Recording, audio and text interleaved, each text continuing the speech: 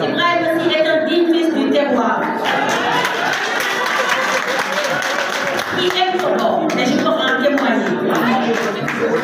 Chère population de Ndiougou, l'accueil que vous avez bien voulu m'accorder, ma délégation et moi, témoignent de votre adhésion à la politique de développement économique et social définie par son Excellence M. Bassirou Diomaye Diakhar Faye, président de la République du Sénégal, et son Premier ministre, M. Ousmane Sonko. Mention spéciale à vous les chers sœurs de Ndiougou pour cette belle ambiance riche en couleurs, rappelant le patrimoine artistique et culturel exquis de la région de Saint-Louis.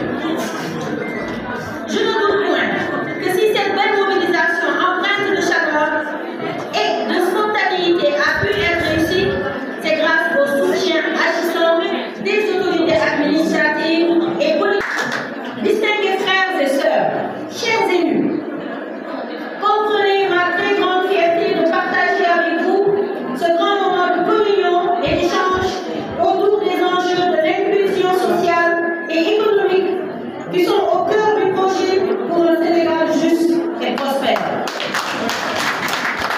Je voudrais justement rappeler à ce niveau les hautes instructions de M. le Président de la République et de son Premier ministre Ousmane Sonko pour la mise en place d'un mécanisme intégré en vue de l'autonomisation économique durable des femmes et filles du Sénégal.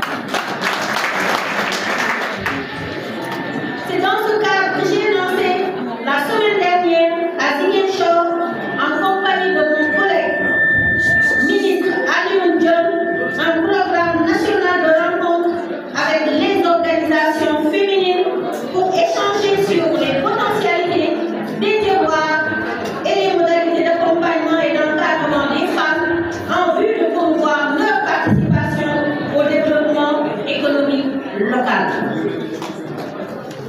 Pour mieux réussir cette dynamique, il sera mis en place, sous l'égide des autorités administratives, un comité technique régional de suivi des activités du ministère de la Famille et des Solidarités en lien avec l'autonomisation économique des femmes. Notre nouvelle approche consistera à accompagner le financement d'activités de formation et de renforcement de capacités, notamment en formalisation et gestion des entreprises, tout en assurant le suivi des bénéficiaires. Pour ce faire, nous ferons appel à la synergie et à la mutualisation de la plateforme technique opérationnelle institutionnelle intervenant au niveau déconcentré. Aussi, suis-je particulièrement honoré et rassuré de votre mobilisation spontanée et de l'occasion qui m'est ainsi offerte pour enclencher cette belle dynamique autour des enjeux de l'autonomisation des femmes du département de Podor. Je compte sur votre précieux soutien pour poursuivre et renforcer cette initiative que nous lançons aujourd'hui dans l'axe nord du Sénégal. Après Ndiougou, ce sera au département de Dagana et de Saint-Louis dans l'après-midi. Je vous invite à cet effet à nous faire parvenir à travers vos projets et idées de projets, vos propositions d'action en vue de contribuer au grand chantier de transformation systémique de notre économie suivant les orientations du projet. Cette démarche trouve son fondement dans la fertilité du contexte de rupture dans lequel tout il est conjugué à la persévérance pour ouvrir une grande opportunité pour l'individu et pour la communauté. Je me suis dès lors assigné le défi de permettre à chaque femme et chaque fille d'optimiser son talent et son potentiel afin de lui permettre d'assumer l'intégralité de ses responsabilités en tant que citoyen. Ce montant sera réparti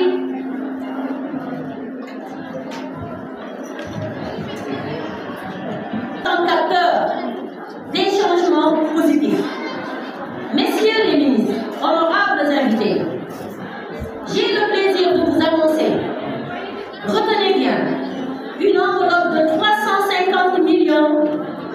de ces francs CFA mobilisés à travers les pays. Notamment le Fonds national de crédit pour les femmes et le Fonds national de promotion de l'entrepreneuriat féminin. Et ce montant sera dégagé pour soutenir les initiatives entrepreneuriales des femmes en cours de sélection. Retenez aussi que ce montant est complété par le ministre de la microfinance qui devait être là avec moi, mais qui a eu un empêchement, qui a été obligé de rentrer hier soir à partir de matin, mais qui a tenu à participer pour un montant de 150 millions, donc ça fait 350 millions. Ce montant sera réparti entre les niveaux de 8 500 000 par commune.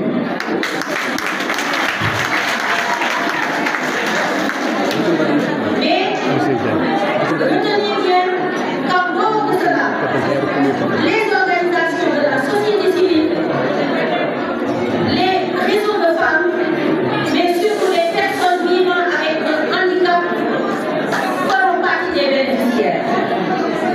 À ce montant s'ajoute une dotation pour la région de Saint-Louis de 50 moulins à 1000 par l'entremise du programme d'urgence de modernisation des axes et territoires frontaliers le PUMA en guise de matériel d'allègement des travaux des femmes.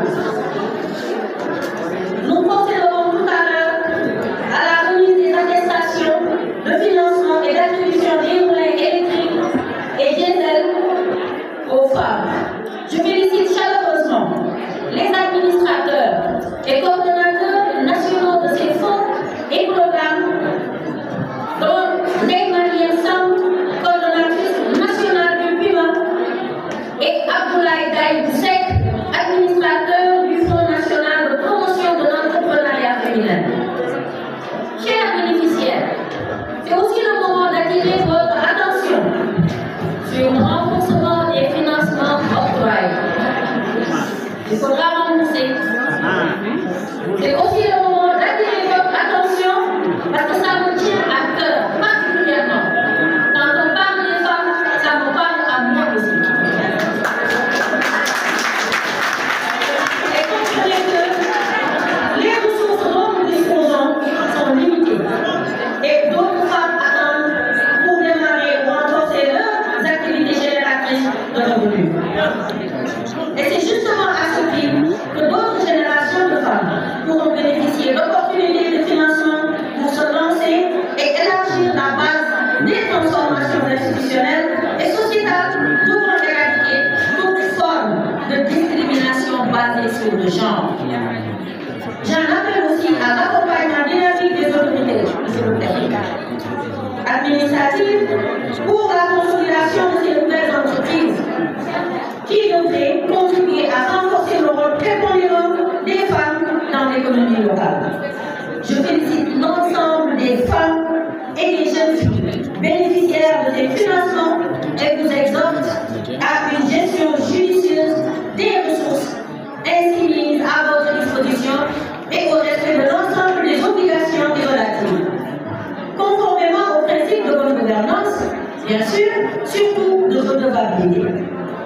Du reste, je ne doute point que ce défi sera relevé, tant au niveau individuel que collectif. Je vous fais confiance. Connaissant le dynamisme, l'engagement et l'esprit de sacrifice caractéristique des femmes de couleur, comme le disait tantôt Madame le maire. Enfin, comme vous le savez, ce mois d'octobre est dédié à la sensibilisation sur la lutte contre le cancer du sein. Et cette opportunité, on en profite chaque année pour sensibiliser sur le cancer du col de l'utérus. Ces deux cancers féminins ayant un taux assez élevé sur tous les cancers du Sénégal et sont devenus des cancers criminels.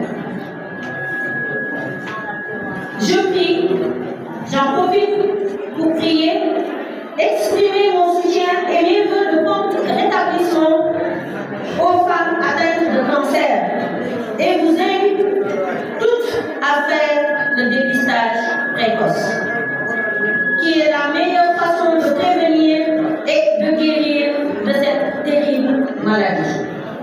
C'est avec ce message de sensibilisation que je voudrais clore mon propos en remerciant tous les acteurs qui, de près comme de loin, n'ont ménagé aucun effort pour la réussite de cet événement. Je vous remercie de votre aimable attention. Madame le ministre de la Famille et des Solidarités nationales, c'est le ministre de la Santé et de l'Action sociale, c'est le ministre de la Microfinance, c'est le gouverneur de direction de la région de Saint-Louis, c'est le préfet du département de Podor. Distingués, honorables invités à vos rangs, grades et titres, bonjour. D'abord, je voudrais au nom des femmes du département de Podor vous adresser mon sincère remerciement. Nous profitons de cette occasion pour souhaiter la bienvenue et en même temps partager avec vous les préoccupations des femmes du département. En effet, les femmes de notre département rencontrent plusieurs difficultés, parmi lesquelles l'accès au financement, les problèmes liés au foncier, la scolarisation des femmes et leur maintien, l'exploitation des filles et leur maintien, l'absence de librairies modernes et des matériels agricoles, le manque de formation des filles sont autant de mots qui touchent les femmes du département. Madame le ministre de la Famille et des Solidarités, les femmes comptent sur vous pour améliorer